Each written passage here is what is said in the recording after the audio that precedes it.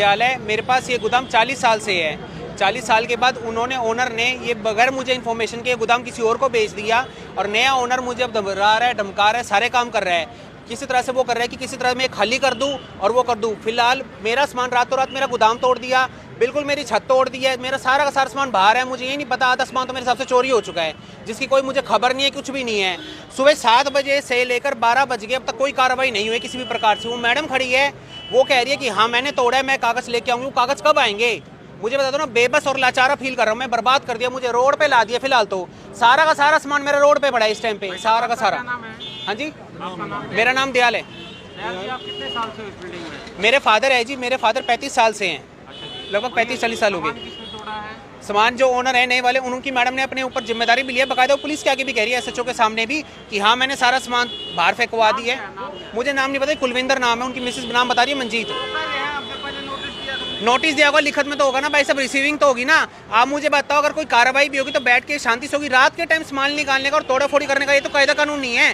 5 बजे के बाद कोई भी कायदा कानून हो लगता ही होगा कि आप किसी को भी बगैर राती, तो चोरों वाले काम हो गए, गुंडागर्दी वाले काम हो, किसी का भी सामान उठा के फेंक दो और काम हटा दो। आज मेरे साथ हुआ, कल किसी और के साथ भी हो सकता है। तो प्रशासन है कहाँ? प्रशासन कहाँ पे है?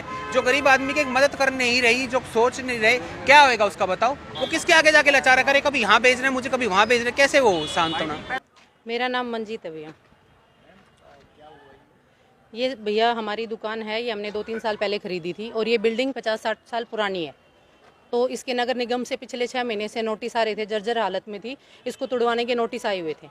हम लोगों ने इनको बोला कि आप लोग खाली कर दीजिए, इसका नोटिस आया हुआ है।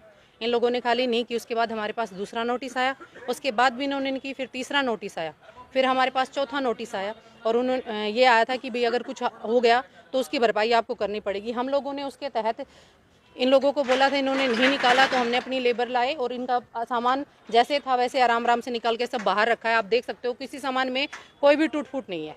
उसके बाद हमने अपनी बिल्डिंग को गिरा दिया, वो नोटिस के तहत।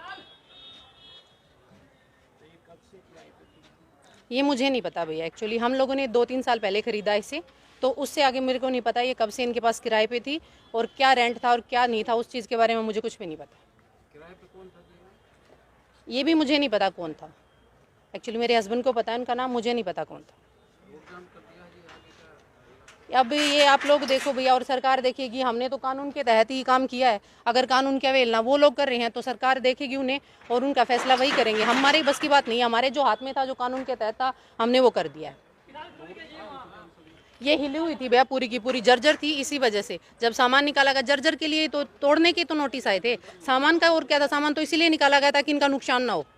नहीं तोड़ तो वैसे भी सकते थे, क्रेन से गिरवा देते। हम नोटिस आए हुए थे, नगर निगम की गाड़ी आके गिरा जाती इसे, तो इनका नुकसान होता है। इनका नुकसान बचाने के लिए हमने अपनी लेबर लगाई, उनका सामान बाहर रखा और फिर इसको तोड़वाया लेबर से।